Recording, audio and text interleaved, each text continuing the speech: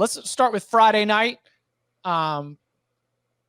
These are two teams that I think, while Washington continues to have a 0 in the loss column, if we're just checking the vibes GPT, one is shooting straight up into the sky, and the other one is just hanging on for dear life. Tom, how do you see this matchup going as they meet again? Remember, the first meeting, a 3-point win for the Washington Huskies in Seattle. This will be in Las Vegas in Allegiant Stadium. What are the big keys to Washington, Oregon in your mind? I mean, it's no different than the first time that they played. In my view of it, I think Oregon is the more complete team here, and I felt that way all year. And Washington won the game, and there's nothing to take away from that other than Washington won the game. But when I look at these two defenses, I have far more faith in Oregon's than I do Washington's, and I think Washington's defense is probably the primary reason why they have struggled to put teams away and they find themselves in so many close games, but it's not the only reason. The other reason is, and this started with the Oregon game, Michael Penix hasn't been Michael Penix for 2 months. Like the first 5 games of the year, he was completing 75% of his passes. He had like 16 touchdowns and 1 interception. The last 7 games, he's completed fewer than 60% of his passes with 19 touchdowns and like 6 interceptions. He has not had nearly the same productivity. He has not had nearly the same accuracy. He's become overly reliant on Rome Odunze, which I'm not going to blame anybody for doing that. Yeah. But it's like early in the year, I felt like he was doing a much better job spreading it around. And lately, I feel like it's become the Odunze show. And some of that's been injuries that have forced that. But I just think, I don't know. It's an interesting situation. It depends which Michael Penix we get. If we get early season Michael Penix, I think Washington has a very, very good shot of beating Oregon again, staying undefeated, and going to the playoff. If we get the Michael Penix we've seen most of the last month and a half, it's really hard for me not to think Oregon is going to win this game, and it's not going to come down to a 4th down conversion attempt or a late last-second field goal. This line implies Penix is hurt to me. 10? Yeah. I mean, like what can we possibly make Oregon and Washington? Like we think Oregon's like a 25 and Washington's like a 15? No, I think oh yeah, maybe. Yes. Yeah. Like it's hard to see Washington as just a 15 if Penix is actually healthy. He hasn't looked Tom nailed this. Penix has not looked right for a month. Either Penix finds a way to get healthy to get right. I'm not gonna say get healthy because I don't know that he's hurt. He looks like he's playing hurt, right? Doesn't look right at all to me. The completion percentage is just dropped off the cliff. Like he's just missing guys.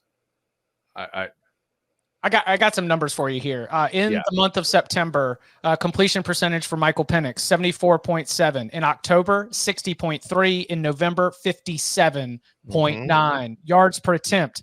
In September, 11.2. In October, 8.2. In November, 7.2. 7 for me is very average. That's that's Jag.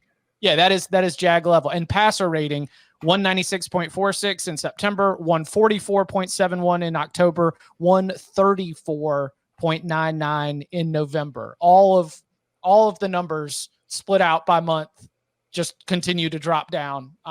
It backs up what we've been saying without a doubt. He was averaging, I think, 399 yards a game in September. And then now he's had one game over 300 yards in the last 4.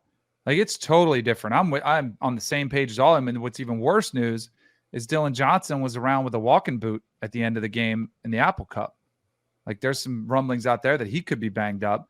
I do think it's probably a combination of either he's banged up, but we know that there's been issues at the wide receivers outside of Odunze that have missed time. They're banged up. Like this is where, the college football season, any football season, NFL, this happens too. It's a war of attrition. Like who stays the healthiest?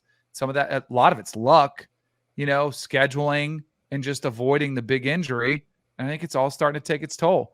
The other thing is, I mean, you guys mentioned this too. Oregon feels like they knew they were the better team. And I had this take, and this can be a DK receipt special for you guys, because at the end of the game, when he was going for the fourth down conversion, the third one, I was like, because I hate when people go back and they say, oh, it was the right decision. Of course, they got it, or it was the wrong decision. So, like, right at the time, I said, I love the decisions. And then I said, because I think this, and even regardless if they get them, the players love when you show confidence in them and that you have that aggressive mindset. And so afterwards, I was like, you know what? I think the players are going to respond to that. And I think they did. I think it was one of those losses that can be motivating, that they say, man, our coach believed in us. We got his back.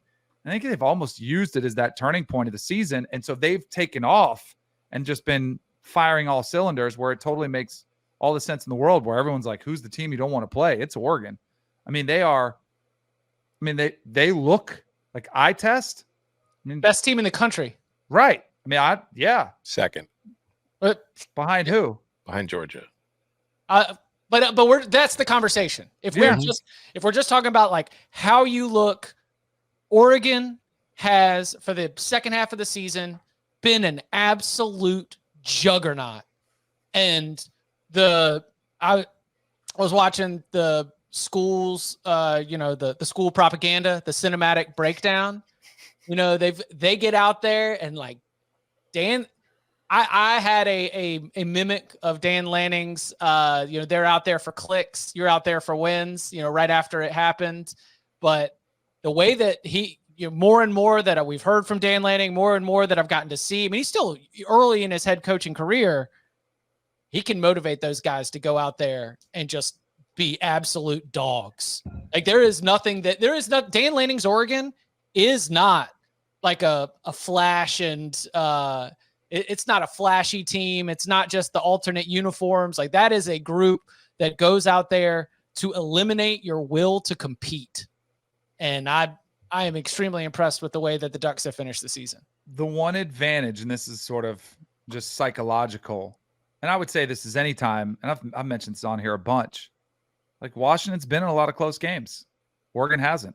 Like if they can keep it close, I think they start to build their confidence. We already did this once, right? We did this in our backyard. We were trailing late. We had to come back. Like you've done all this, and Oregon didn't. So, and that's the big question for me is, can Washington hang around? Whether it's, I don't envision a scenario where they're shutting them down, but can they score enough points? Can Michael Penix, pull out some heroics and, they get all receivers involved? Maybe Dylan Johnson's foot isn't that bad. And can they go toe to toe with them? Because then if it's a fourth quarter game, all of a sudden, all the pressure completely flips onto Oregon. Like you guys are supposed to win this game. You can't blow this. So I think that'll be interesting. We think Oregon needs style points. No, if they win, they're in. Yeah, They want them with Nix for the Heisman, right? Yeah. I think it's weird because I think Nix almost needs the Heisman moment because he's got the stats. He's got the year. But like in that case, like it's not really style points for your, if it's because I think of Heisman moments like of him needing what Penix did to him at the end of the game in Seattle. Like 2 throws to win the game. Yeah. Mm-hmm. Yeah. Mm-hmm. But you also want style points. And I think a lot of it, it's interesting because Daniels is done, right? He's already laid down. Maybe it is just, hey, my moment is go look at my stats, go look at the year, I was gonna say if it's just stats, it's not really close. Yeah, I'm kind of the mindset that we are hanging a playoff bid in the air of the Pac-12 championship game. There are very few. There are very, very narrow path where Oregon could find themselves screwed even with the win. But it takes a lot of other pieces to also break in just the right way. Among them, Alabama over Georgia, Florida State over Louisville. Okay, that's all I'm saying. It's just those are the chaos scenarios.